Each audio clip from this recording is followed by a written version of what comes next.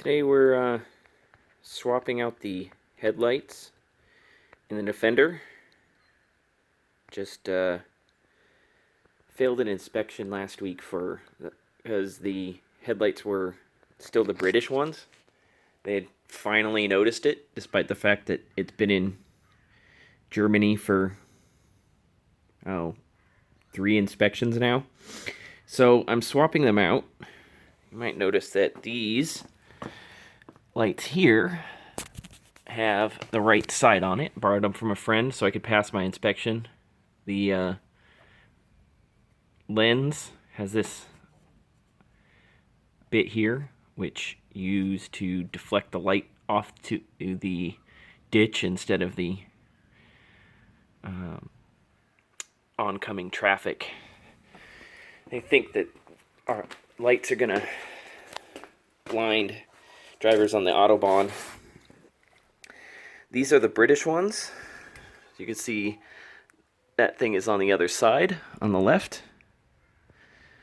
The ones I had in here are these Auto Pal ones. They're made in India. Interesting and all, but as you can see, I had quite the rust problem on the retaining ring around the light bulb. I took out the other Euro spec one that I had, and this is the new light. Brand new one from YPAC. I'm not going LEDs because I don't want to install a whole new system in.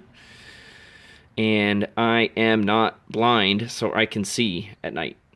I guess it would probably be better to be able to see more, but it works just fine. There's our lens here. And I'm going to swap the other light out so you can see it. Just give me a second. So the first thing we have to do, we're going to have to pull these screws off of this light and that light, and this screw and that screw. I won't make you watch it, especially since I don't have a tripod, but I'll be right back. Luckily, Land Rover installed these great little screw holders here.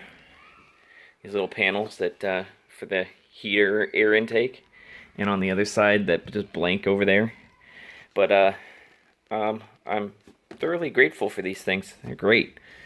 Anyhow, don't drop your screws in there. That becomes a pain.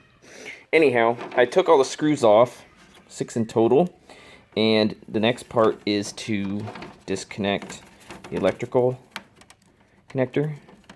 Just gotta pinch the back side and then pop it loose. I'm doing this with one hand because that's how it works out when you're trying to record. Anyway, pinch the back, pop it off. That is done. Now, you can see in here, I don't know if you can or not, this is the original light retaining ring. If you come to this side, the sun is probably blinding. I can't really see the screen. There you go. You see here to here, that is broken off. It was so rusty it snapped off in my hand. Okay, so what I'm going to do in order to get this thing off is there's this screw right here. You pull this off and this whole light will come out. Give me just a sec, I'll be right back. So this part, I'm going to disconnect here, and I'm also going to take this ring off and replace it. It comes off with a couple screws.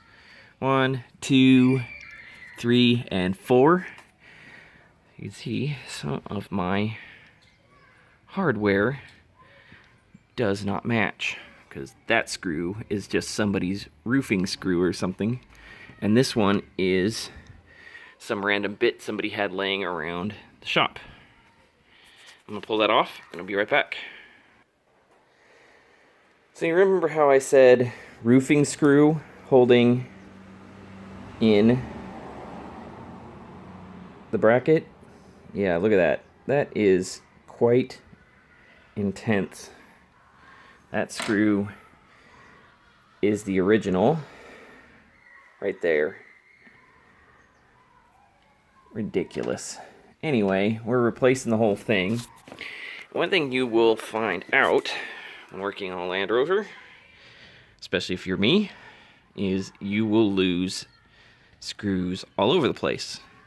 This one has a bunch of slots in here where things can fall in. Luckily, there is an area back here where they fall into. One of the saving graces of this design. There you go. Take a look at that. Anyway, gonna get the new bracket, screw it in here, here, here, and here, and hope these are not stripped out by our little improvisation hardware pieces. Be back just a second. This is the new bracket that's going to go in to hold the light in. As you can see, not rusty, good to go. You have to pull off a couple of these screws. That one is a good example. And pull this ring off, and then install this ring on the outside of the light. You're going to have to pull off this screw and this screw, or just any two of these, and you'll be able to slide the bracket onto the light. I'll show you again when I get to that point. So if you look on here, the light has these little tabs on the back of it. They go into that slot. You see how that looks. Maybe if it'll ever focus. There you go. That goes in there.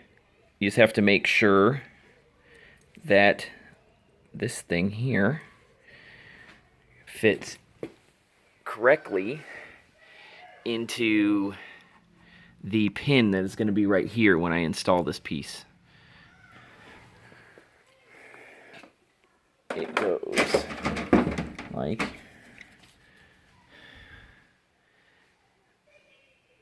that. See those? Oops. Can't see in the screen right now because the sun is behind me. But these screws right here are what those little ledges fit into. There's two of them. Two. Anyway, back in just a second. So you see here, we've installed the bracket, new one, replaced our deck screws with some new stainless ones. This one is an old screw from the other side that I thought I was going to have enough for, but I did not. Next step is getting the light in. Now, I don't know necessarily if this is the right way of doing things, but I've been doing it since I worked on airplanes back in the day. Put this stuff on all my electrical connectors.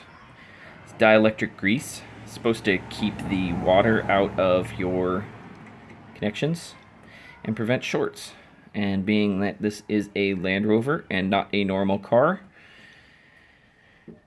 anything can help, I guess. Just go ahead and put that all over the electrical connectors and on both sides.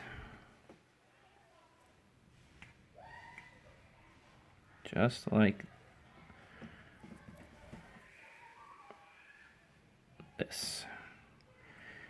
Hopefully, when you push that onto the connector on the car, it will squeeze in to all the crevices and keep the water out. Here you go. Light is installed.